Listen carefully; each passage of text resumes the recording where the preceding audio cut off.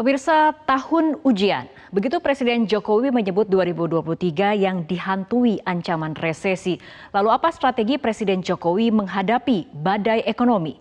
Kita mengawali tahun ini selangkah lebih dekat menuju akhir pandemi.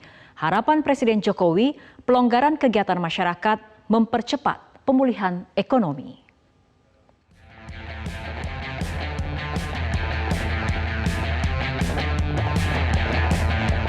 Meriah dan tumpah ruah.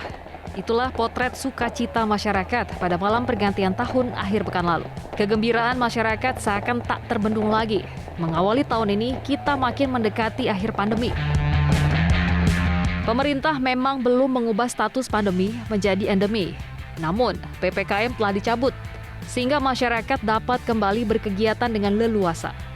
Saat belusukan di Pasar Tanah Abang misalnya, Presiden dan rombongan sepenuhnya menerapkan pelonggaran protokol kesehatan. Presiden menyebut pencabutan PPKM diharapkan mempercepat pemulihan ekonomi.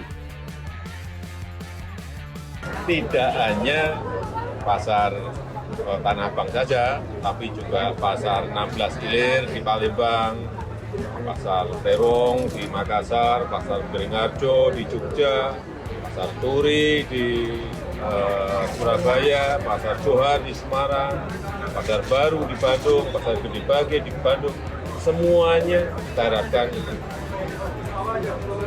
muncul optimisme karena PPKM sudah dicabut. Dan tadi saya bertanya ke beberapa pedagang juga menyampaikan tahun 2022 kemarin omsetnya jauh lebih baik dibanding tahun 2021. Kita harapkan 2023 juga lebih baik dari tahun 2022. Pencabutan PPKM tampaknya menjadi strategi pemerintah untuk mempercepat pemulihan ekonomi.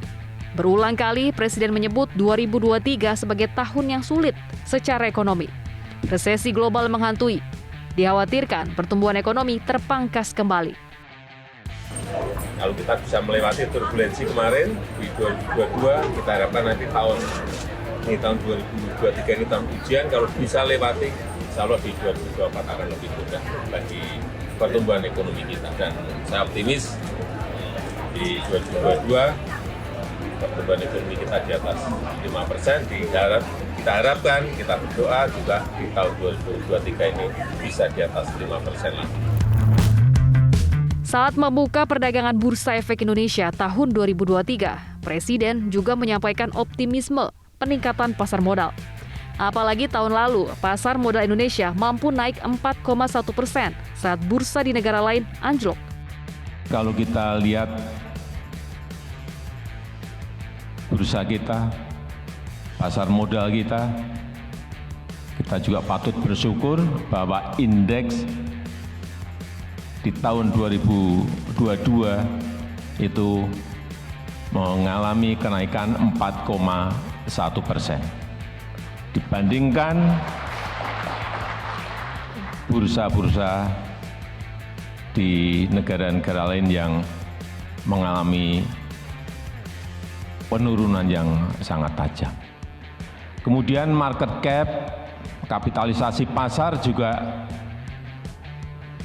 tumbuh 15% sampai di angka 9.499 triliun rupiah. Ini juga bukan sebuah angka yang kecil, angka yang besar. Di tengah turbulensi ekonomi global di tahun 2022. Di tahun 2023, ini adalah tahun ujian bagi ekonomi global maupun ekonomi kita. Kita tetap harus hati-hati, tetap waspada. Salah satu strategi Presiden Jokowi mengawal pertumbuhan ekonomi di tengah resesi adalah melalui hilirisasi industri. Kebijakan stop ekspor bahan mentah tambang untuk diolah di dalam negeri telah menghasilkan lompatan pendapatan hingga 30 kali lipat.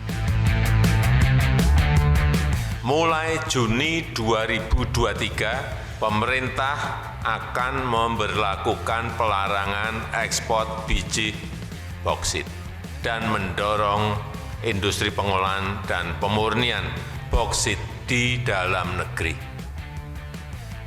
Dari industrialisasi boksit di dalam negeri ini, kita perkirakan pendapatan negara akan meningkat dari 21 triliun rupiah menjadi sekitar kurang lebih 62 triliun rupiah. Pemerintah akan terus konsisten melakukan hilirisasi di dalam negeri agar nilai tambah dinikmati di dalam negeri untuk kemajuan dan kesejahteraan rakyat. Presiden Jokowi juga terus mendorong afirmasi produk dalam negeri.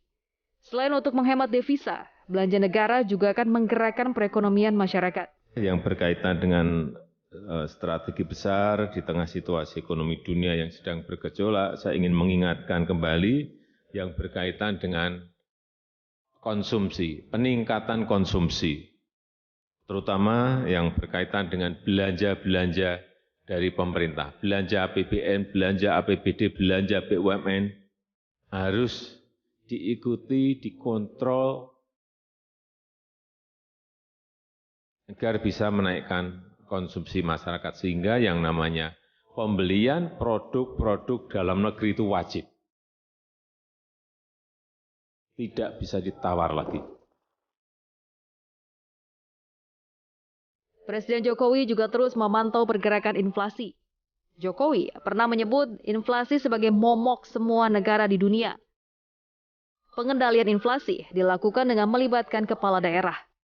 Untuk pemerintah daerah, gubernur, bupati, dan wali kota, saya minta perhatikan dari waktu ke waktu, dari jam ke jam, pergerakan angka inflasi di daerah masing-masing. Ini penting sekali. Ini momok semua negara, inflasi. Sekali lagi, perhatikan pergerakan angka inflasi di daerah masing-masing.